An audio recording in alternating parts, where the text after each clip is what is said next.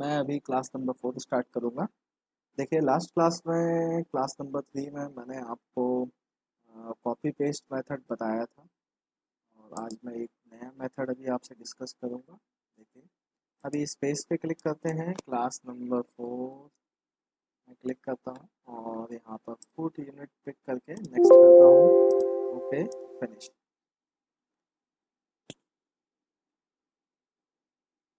हाँ जी, देखिए तो अभी लास्ट क्लास में आपको पता होगा कि मैंने एक 10 बाय 10 का एक ग्रिड लिया हुआ था और जिसमें एक 10 बाय 10 का ही फ्रेम ड्रॉ किया था।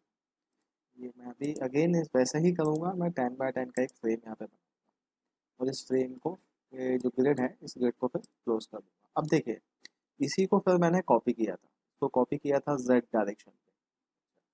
तो मैं आज जो मेथड डिस्कस करूँगा वो करूँगा ट्रांसलेशनल रिपीट, मतलब जो लास्ट क्लास में कॉपी पेस्ट मेथड के थ्रू आपने किया था वही सेम चीज़ हम एक नया मेथड है ट्रांसलेशनल रिपीट मेथड, उसके थ्रू भी हम बना सकते हैं। देखिए इधर पे ये इस टूल बार के अंदर ये मिलेगा आपको, ये टूल बार का नेम है जनरेट टूल बार।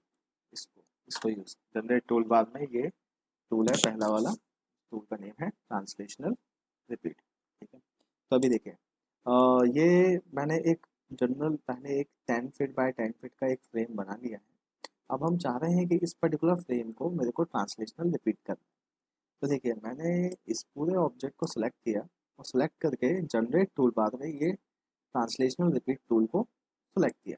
अच्छा देखिए जैसे ही सिलेक्ट करते हैं तो एक डायलॉग बॉक्स ओपन होता है ट्रांसलेशनल रिपीट के नाम से, और यहाँ पे आप देखेंगे ये एक प्रीव्यू भी शो कर रहा है कि किस टाइप से ये रिपीट करता है। तो देखिए ये सपोज हमारा सोर्स ऑब्जेक्ट है, मतलब ये ऑब्जेक्ट है जिसे रिपीट करना है। तो देखिए इसको जितने भी स्टेप्स में रिपीट करना है, देखिए यहाँ पे इंफॉर्मेशन दे रहा है, स्टेप नंबर 1, स्टेप नंबर 2।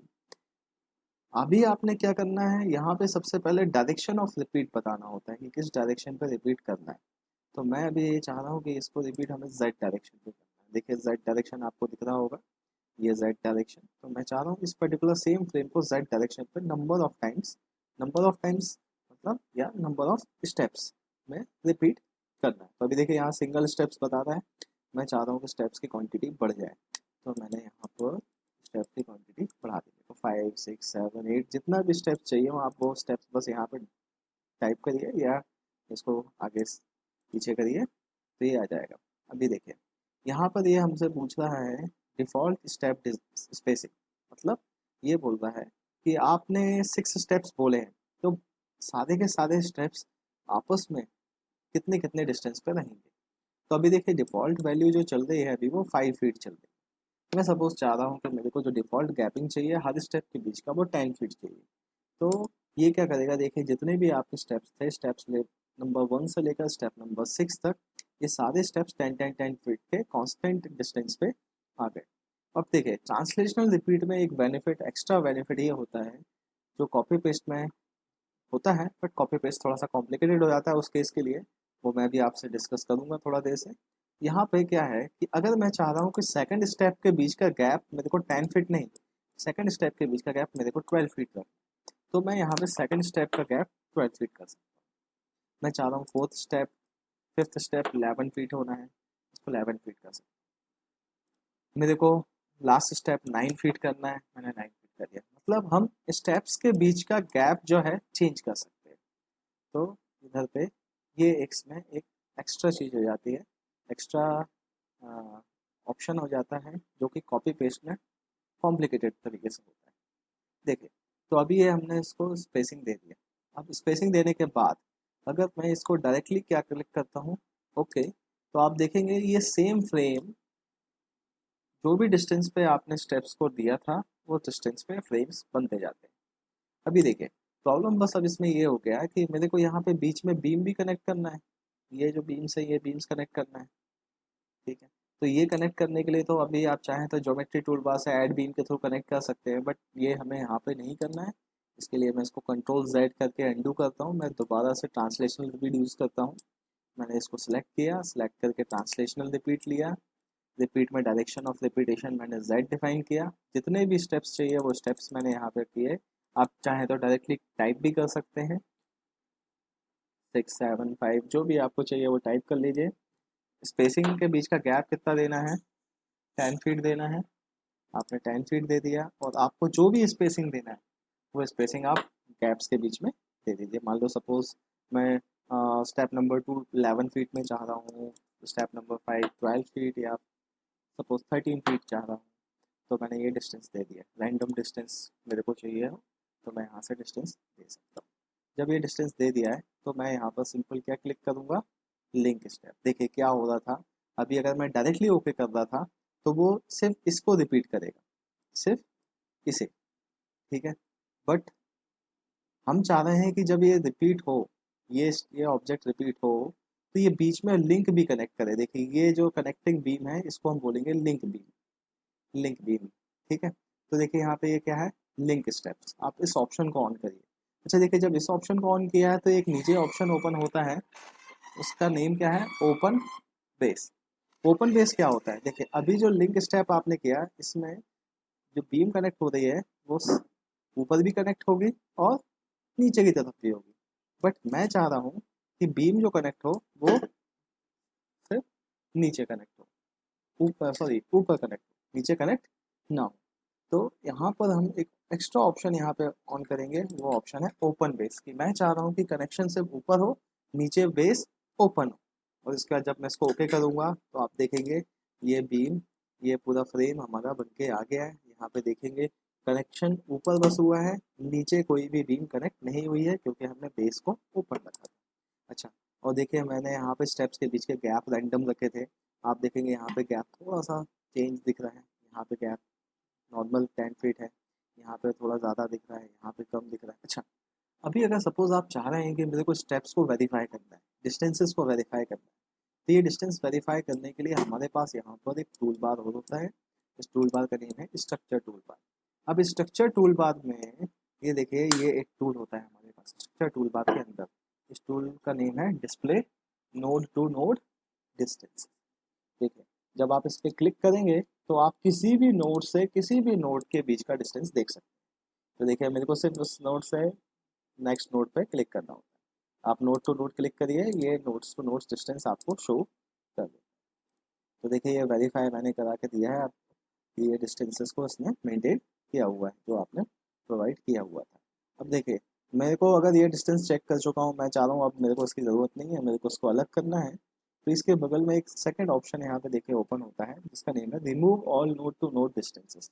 मैं इस पर क्लिक करूँगा। जैसे ही क्लिक करता हूँ तो देखिए यहाँ से डिस्टेंस जो है वो उसने हटा दिया। अब देखिए मैंने इसे रिपीट किया एक्स डायरेक्शन पे, सॉरी जेड डायरेक्शन पे, अलग अलग डिस्टेंसेस पे। अब सपोज इसी फ्रेम को मेरे को रिपीट करना है एक्स डायरेक्शन पे, तो एक्स डायरेक्शन पे रिपीट करने के लिए मेरे को सिलेक्शन करना पड़ेगा। सिलेक्शन किया, मैं इसको सिलेक्ट करूँगा कंट्रोल बटन प्रेस करके ये। लेकिन अभी देखिए यहाँ पे वही इशू है जो लास्ट क्लास में कॉपी पेस्ट में मैंने बताया था, सिलेक्शन में टाइम ज़्यादा लग रहा है। तो इस टाइम को अगर हम चाह रहे हैं कि कम किया जाए तो मैंने आपको लास्ट क्लास में क्या बताया था, मेरे को इसे किस डायरेक्शन पे रिपीट करना है, मेरे को इसको करना है एक्स डायरेक्शन पे रिपीट। तो आप इसको एक्स डायरेक्शन छोड़कर किसी भी डायरेक्शन से देखिए, किसी भी डायरेक्शन, एक्स डायरेक्शन छोड़कर। तो मैं इसको अगेन यहाँ पर view from plus Z direction से देखूंगा। जब मैं इसको प्लस जेड डायरेक्शन से देख रहा हूँ तो आप देखिए फ्रेम मेरे को दिख रहा है। अब फ्रेम मेरे को दिख रहा है, मेरे को इस कोऑर्डिनेट सिस्टम के थ्रू पता चल रहा है कि एक्स प्लस राइट साइड जा रहा है और एक्स माइनस लेफ्ट साइड जा रहा है, और मेरे को जो इसको रिपीट करना है वो एक्स प्लस साइड करना है। तो मैं क्या करूँगा, जो सिलेक्शन बॉक्स है वो इस डायरेक्शन पे बनाऊंगा, राइट साइड पे बनाऊंगा। अच्छा देखिए अब यहाँ पे एक क्वेश्चन उठता है कि मैं इसको पूरा सेलेक्ट करूँ, ये इतना पोर्शन पूरा सेलेक्ट करूँ, मतलब इस बीम को भी सिलेक्ट करूँ, कि सिर्फ इतना सेलेक्ट करूँ। देखिए हमको बेसिकली सिर्फ इतना ही सिलेक्ट करना चाहिए। इसके पीछे क्या रीज़न है वो मैं अभी आपको बताता हूँ। देखिए मैंने ये बॉक्स बना के यहाँ पे सिलेक्ट किया और सिलेक्ट करके आइसोमेट्रिक व्यू किया, देखिए सिलेक्शन हो गया। देखिए अभी मैं चाह रहा हूँ कि ये फ्रेम एक्स डायरेक्शन पे रिपीट हो। अब एक्स डायरेक्शन पे रिपीट हो और आपको पता है कि ये बीम हमने 10 फीट का ड्रॉ किया हुआ है। अब सपोज मैं चाह रहा हूँ कि इसके जस्ट बगल में जो अगला फ्रेम ये फ्रेम आए, ये फ्रेम 12 फीट के गैप में आए, 12 फीट के डिस्टेंसेस पे आए। तो प्रॉब्लम क्या होगा, ये बीम 10 फीट का है, और मेरे को इधर जो गैप चाहिए वो 12 फीट चाहिए। तो ये प्रॉब्लम क्रिएट करेगा कि ये 10 फीट का बीम वहाँ कैसे फिट होगा, गैप आ जाएगा। ठीक है। अच्छा, अगर आपके माइंड में आ रहा है कि सर लिंक स्टेप ऑन करेंगे, तो लिंक स्टेप ऑन करने में एक प्रॉब्लम ये है कि लिंक स्टेप में बीम तो कनेक्ट हो जाएगी 12 फीट की, बट ये जो बीम है जिसे आपने सेलेक्ट किया है ये भी ओवरलैप कर जाएगी, ये डुप्लीकेट बीम को क्रिएट कर देगी। तो ये आपको ध्यान रखना है कि आपको ये बीम सेलेक्ट नहीं करना। अच्छा, सेकंड ऑप्शन ये भी है, मैं जो आप लोग को हर किसी को बताता हूँ, कि जब भी ट्रांसलेशनल रिपीट जिस डायरेक्शन पे भी आपको करना है, मैं अभी इसको रिपीट करना चाह रहा हूँ एक्स डायरेक्शन पे, तो आप एक्स डायरेक्शन के बीम को सिलेक्ट मत करिए। जैसे देखिए, अगर मैं अभी इसको जेड प्लस से देखूँ, तो ये बीम जो है ये एक्स प्लस के अलॉन्ग जा रहा है। ये बीम किस डायरेक्शन पे जा रहा है, एक्स प्लस पे जा रहा है, देखिए एक्स डायरेक्शन पे। तो मेरे को यहाँ पे ये समझ में आ गया कि मेरे को सिर्फ और सिर्फ सिलेक्शन एक्स डायरेक्शन के बीम को छोड़ के करना है।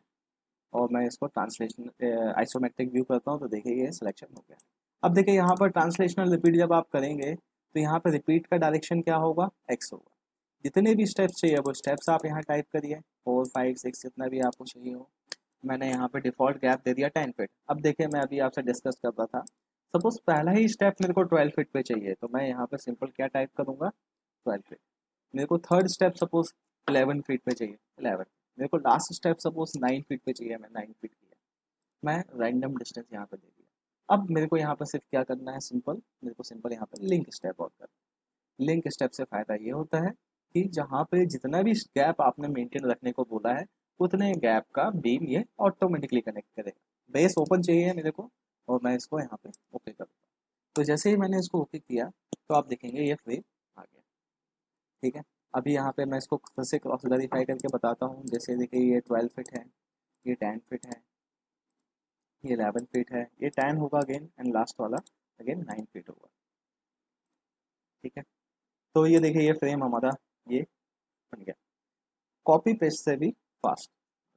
और एक यहाँ पे एक्स्ट्रा चीज़ ये हो गया, एक्स्ट्रा बेनिफिट ये हो गया कि यहाँ पे गैप जो हमारा है वो रैंडम गैप भी हम यहाँ पे मेंटेन कर पा रहे हैं। कॉपी पेस्ट में ये काफ़ी डिफिकल्ट हो जाता है, कॉपी पेस्ट में रैंडम गैप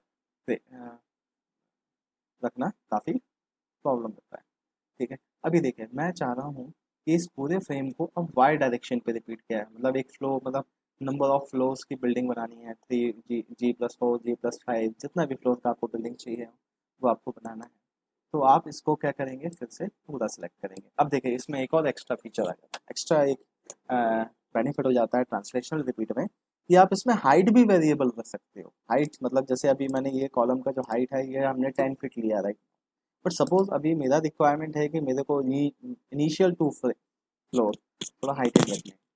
बेसिकली आप देखते होंगे जो सेमी कमर्शियल प्रॉपर्टीज़ होती हैं, तो सेमी कमर्शियल प्रॉपर्टीज़ में पर्टिकुलर क्लाइंट चाह रहा होता है कि हमें इनिशियल 2 फ्लोर्स कमर्शियल पर्पज से चाहिए मेरे को, मतलब वहाँ पे शॉप्स के लिए, कॉम्प्लेक्स के लिए लोगों को ये बिल्डिंग देना है। तो उस केस में सेमी कमर्शियल में क्या होता है कि नीचे अगर वो चाहता है कि मेरे को कमर्शियली यूज़ करना है, तो उसका रिक्वायरमेंट होता है कि नीचे के फ्लोर्स थोड़ा हाइटेड हो, और फिर ऊपर रेसिडेंशियल बिल्डिंग की हाइट नॉर्मल हो। तो उस केस में हमारे पास यहाँ ये भी एक ऑप्शन यहाँ पे एक्स्ट्रा ओपन हो जाता है ट्रांसलेशनल रिपीट में, कि हम हाइट वेरिएबल दे सकते हैं। कैसे, अभी देखते हैं। देखिए, मैं इसको चाह रहा हूँ कि इसको रिपीट वाई में करना है, तो मैंने अभी आपको क्या बताया, जिस डायरेक्शन पे रिपीट करना है उस डायरेक्शन को छोड़कर इस फ्रेम को किसी भी डायरेक्शन से देखिए। मैं चाहूँ तो इसको जेड से देख सकता हूँ, चाहूँ तो मैं एक्स से देख सकता हूँ। वाई में जाना है तो वाई तो देखना ही नहीं है, तो मैं इसको सपोज वाई एक्स प्लस से, सपोज अभी इस बार एक्स प्लस से देखता हूँ, तो एक्स प्लस से ये फ्रेम दिख रहा है। और मैं क्या करूँगा, अब देखिए इसमें भी मैंने आपको बताया था कि जिस डायरेक्शन पे रिपीट होना है, वाई साइड होना है, तो वाई डायरेक्शन के बीम मत सेलेक्ट करिए। मतलब मैं अभी सिर्फ इसको ही सिलेक्ट करूँगा, सिर्फ ऊपर वाले फ्रेम को, ये इतने वाई डायरेक्शन के बीम को इग्नोर करूँगा। और देखिए, अभी जब मैं आइसोमेट्रिक व्यू करूँगा, तो देखिए ये ऊपर का सिलेक्शन आपको यहाँ पे दिखा रहा है। अब इसके बाद मैं चाह रहा हूँ कि इसको ट्रांसलेशनल रिपीट किया जाए, डायरेक्शन ऑफ रिपीटेशन होगा वाई। और मैं अगर चाह रहा हूँ कि ये 5 to 6 फ्लोर की ये बिल्डिंग हो, तो मैंने यहाँ पे नंबर ऑफ स्टेप्स यहाँ पे दे दिए। मेरे को डिफ़ॉल्ट हाइट सपोज 10 फीट ही चाहिए, बट मैं चाह रहा हूँ कि इनिशियल 2 फ्लोर्स 12 12 फीट के हो, तो मैंने इसको 12 फीट किया। 12 फीट ऑन करने के बाद मैं यहाँ पर लिंक स्टेप ऑन करूँगा और सीधा इसको, अच्छा देखिए यहाँ पे बेस, ओपन बेस का कॉन्सेप्ट यहाँ पे नहीं बनेगा, बेस यहाँ पे है ही नहीं, तो आपने सीधे क्या कर देना है, इसको ओके कर देना है। जब आप इसको ओके करेंगे तो आप देखेंगे, ये आपको दिखेगा इसमें कि इनिशियल 2 फ्लोर्स की हाइट थोड़ा ज़्यादा है, फिर उसके बाद हाइट क्या है, 10 फीट के हैं। तो इसमें ये फ्लेक्सिबिलिटी आ जाती है, ट्रांसलेशन रिपीट में ये फ्लेक्सिबिलिटी आ जाती है कि आप रैंडम डिस्टेंस पे भी फ्रेम्स बना सकते हो, ठीक है। बट इसका मतलब ये नहीं है कि कॉपी पेस्ट अब हमारे कोई यूज़ का नहीं रह गया है। कॉपी पेस्ट भी बहुत यूज़फुल टूल है। उसका यूज़ क्या है वो आगे की क्लासेस में आपको और उसको बेटर मैं आपको बताऊंगा कि उसका क्या एग्जैक्ट यूज़ हो सकता है, क्या उसका बेनिफिट है, तो वो मैं आपको आगे डिस्कस करूंगा। और यही सेम फ्रेम हम चाहें तो कॉपी पेस्ट के थ्रू बना सकते हैं, बट वो बहुत टाइम कंज्यूमिंग होगा। अगर मेरे को रैंडम डिस्टेंस देना है तो कॉपी पेस्ट के थ्रू ये टाइम कंज्यूमिंग होगा। तो वो भी मैं अभी आपसे डिस्कस कर रहा हूँ कि अगर यही चीज़, यही सेम फ्रेम मैं कॉपी पेस्ट के थ्रू बनाना चाह रहा हूँ तो मैं कैसे बनाऊँगा। आई थिंक आपको ट्रांसलेशन रिपीट अब समझ में आ चुका होगा। अब मैं कंट्रोल Z करके वापस जाता हूँ और यहाँ पर कॉपी पेस्ट मेथड आपसे डिस्कस कर। अब देखिए, मैं चाह रहा हूँ कि इसको कॉपी करना है Z डायरेक्शन पे। अब Z डायरेक्शन पे मैं चाह रहा हूँ रैंडम डिस्टेंस पे कॉपी हो, तो मैंने इस पूरे फ्रेम को सिलेक्ट किया और कंट्रोल C से कॉपी एंड कंट्रोल V से पेस्ट। अब देखिए, क्योंकि मेरे को अब रैंडम डिस्टेंस चाहिए, तो जितने भी डिस्टेंसेस रैंडम डिस्टेंस चाहिए वो डिस्टेंस मैं यहाँ टाइप करूँगा। मतलब मैं अगर चाह रहा हूँ कि इस पर्टिकुलर फ्रेम से अगला फ्रेम 10 फीट पे आए, तो मैं यहाँ Z का वैल्यू 10 फीट टाइप करूँगा। अब 10 फीट जब टाइप करूँगा, सॉरी 10 फीट टाइप किया और उसके बाद आप इसको क्या करेंगे, ओके। अब मैं चाह रहा हूँ सपोज इस फ्रेम से, ये वाले फ्रेम से अगला फ्रेम जो है मेरे को 12 फीट पे चाहिए, मतलब ये जो गैप है इस वाले से अगले फ्रेम के बीच का 12 फीट चाहिए। तो मैं जब again control V for paste करूँगा, तो यहाँ पर जो मेरे को डिस्टेंस देना होगा वो डिस्टेंस देना पड़ेगा 10 + 12 22। देखिए, क्योंकि जो भी कैलकुलेशन होगा वो तो इससे होगा, मैं कॉपी इसको कर रहा हूँ, मैं ना कि इसको कर रहा हूँ। हाँ, मेरे को डेफिनेटली इससे जो डिस्टेंस मेंटेन रखना है वो 12 करना है, तो आपको ये 12 फीट प्लस पीछे का ये 10 फीट ये भी आपको काउंट करना पड़ेगा, तो 22 फीट करके ओके करें। अब सपोज इसके बाद फिर से मेरे को 12 फीट का ही डिस्टेंस कवर करना है, तो मैं फिर कंट्रोल V करूँगा, 22 + 12 34। जब 34 फीट करके मैंने इसको ओके किया, अब सपोज मैं लास्ट में यहाँ चाह रहा हूँ कि 6 फीट का फ्रेम, 6 फीट के डिस्टेंस पर फ्रेम चाहिए, तो फिर कंट्रोल V जब आप करेंगे 34 + 6 40 फीट, तो 40 फीट करके आप इसको ओके करेंगे। तो यहाँ पे आप देख रहे होंगे कि मेरे को कैलकुलेशंस करने पड़ते हैं, मेरे को डिस्टेंसेस जो है एक बेस ऑब्जेक्ट से, एक बेस कंपोनेंट से अगले कंपोनेंट का डिस्टेंस कॉपी प्लस वगैरह करके कैलकुलेशंस करके निकालने पड़ते हैं। अब देखिए, ये तो हो गया। अब मैं चाह रहा हूँ कि मेरे को यहाँ पे बीम्स कनेक्ट करना है, तो ये भी कितना टाइम कंज्यूमिंग होगा अभी राइट नाउ, कि अगर मैं यहाँ पे ऐड बीम ऑन करूँ और मैं एक नोड से दूसरे नोड के बीच में क्लिक करूँ, मैं ऐसा क्लिक करता जाऊँगा तो बीम्स क्या होती जाएंगी, बनती जाएंगी। बट देखिए, ये बहुत टाइम कंज्यूमिंग है। अच्छा, अगर किसी के माइंड में ये आ रहा है कि सर ऐसा क्यों कर रहे हो, सीधा ऐसा करिए, आप एक इस नोड पे क्लिक करिए, एक बाद इस नोड पे क्लिक करिए, तो ये कंडीशन गलत है, ऐसा नहीं करना है, ऐसा बिल्कुल भी नहीं करना है। देखिए, अभी क्या होता है, जब आप इस फ्रेम को देखेंगे तो आपको कोई भी मिस्टेक इस पर्टिकुलर फ्रेम में नहीं समझ में आएगा, बट है इसमें मिस्टेक है। मिस्टेक क्या है, जब मैं इस बीम को सिलेक्ट कर रहा हूँ तो ये बीम पूरा सिलेक्ट हो रहा है। अभी राइट नाउ ये क्या कंडीशन लेके चल रहा है, ये राइट नाउ ये कंडीशन लेके चल रहा है कि इस बीम पे अगर आपने कोई लोड लगाया तो ये लोड सिर्फ ये वाला कॉलम और ये वाला कॉलम बियर करेगा, ये कॉलम कुछ भी नहीं करेंगे, ये कॉलम इस बीम से कनेक्टेड ही नहीं है। तो ये सिचुएशन गलत सिचुएशन है, मतलब एक्चुअल में ऐसा पॉसिबल होगा ही नहीं। एक्चुअल में क्या होना चाहिए कि इस बीम का इतना पार्ट का जो लोड है वो ये दो कॉलम में जाना चाहिए, इस पार्ट का लोड ये दो कॉलम में जाना चाहिए। तो ये अभी ये सिचुएशन गलत है, अभी इस बीम का पूरा लोड ये कॉलम और ये कॉलम में जाएगा। तो अब मेरा यहाँ पे एक एक्स्ट्रा टास्क ये आ गया कि मेरे को इस बीम को डिवाइड करना पड़ेगा, या फिर एक वही है कि मैं इस बीम को डिलीट करके फिर पॉइंट टू पॉइंट कनेक्ट करूँ, या फिर एक ऑप्शन ये भी है कि मैं इसको डिवाइड भी कर सकता हूँ। डिवाइड भी किया जा सकता है। कैसे डिवाइड करेंगे, देखें, दो ऑप्शन है, दो तरीके से मैं इसको डिवाइड कर सकता हूँ। पहला मेथड मैं डिस्कस कर रहा हूँ, ये है, आप सबसे पहले क्या करिए, नोड कर्सर ऑन करिए। नोड कर्सर ऑन करके आप कंट्रोल बटन प्रेस करके ये नोड्स, जितने भी नोड्स बीच में पड़ रहे हैं इस पर्टिकुलर बीम के अलावा, उसको सेलेक्ट कर लीजिए। जब इसको आप सेलेक्ट करेंगे तो यहाँ पर देखिए ज्योमेट्री मेन्यू बार होता है, तो ज्योमेट्री मेन्यू बार में आप जाइए, तो देखिए यहाँ पे सब सेकंड लास्ट ऑप्शन दिख रहा होगा, break beams at selected nodes. जब आप इस पे क्लिक करेंगे, इसका मतलब क्या है कि जो सिलेक्टेड नोड्स हैं उसके अलोंग जो भी बीम क्रॉस हो रही है वो डिवाइड हो जाए। तो break beam at selected node कर रहे हैं तो देखिए मैसेज दे रहा है 3 न्यू बीम्स क्रिएटेड। आप इसको ओके करेंगे और ओके करने के बाद जब मैं इसको स्केप करता हूँ, अभी देखिए नोड कर्सर एक्टिव है क्योंकि मैं इसको स्केप करूंगा तो डिफॉल्ट कर्सर फिर से बीम कर्सर आ जाएगा। मैं इसको जब सिलेक्ट करूंगा तो हर बीम आपका इंडिविजुअली सिलेक्ट हो रहा है, डिवाइड हो चुका है।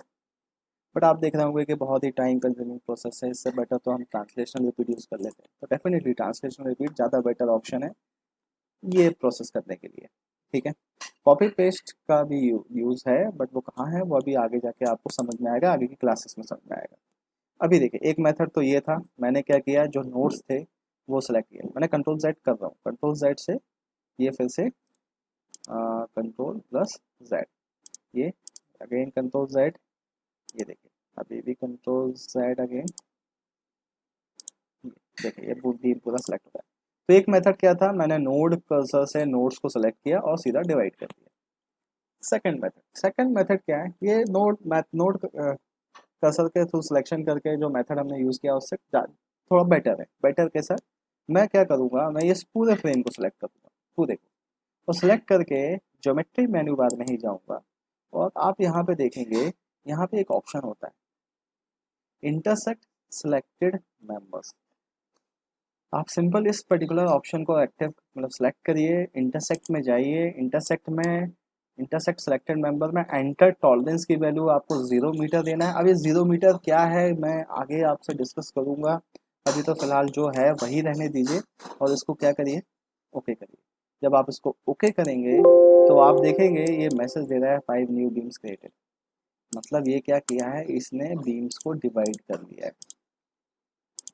बीम्स को डिवाइड करके अलग अलग कर दिया। तो एक ऑप्शन ये भी होता है कि हम सीधा ऑब्जेक्ट को सिलेक्ट करें और सिलेक्ट करके इंटरसेक्ट सिलेक्टेड मेंबर फाउंड कर दें। बट स्टिल मैं यही कहूँगा कि ऐसा मेथड की बजाय आप इसको ट्रांसलेशनल रिपीट मेथड के थ्रू बनाएं। लेकिन इन केस कई बार ऐसा होता है कि अगर कोई पर्टिकुलर पर्सन या कोई ऐसा प्रोजेक्ट आपके पास आ जाता है जिसमें ये गलतियाँ हों, ये मिस्टेक्स हों, तो आप एटलीस्ट उस मिस्टेक को कैसे करेक्ट कर सकते हैं ये मैंने आपको बता दिया। अभी के लिए इतना ही। अब कल हम एक और मेथड डिस्कस करेंगे ज्योमेट्रिक फ्रेम बनाने का। ये मेथड जो कल मैं डिस्कस करने वाला हूँ ये बहुत ही इंपॉर्टेंट मेथड है, वो हम उसके बारे में आपसे कल डिस्कशन करेंगे। अभी के लिए थैंक यू।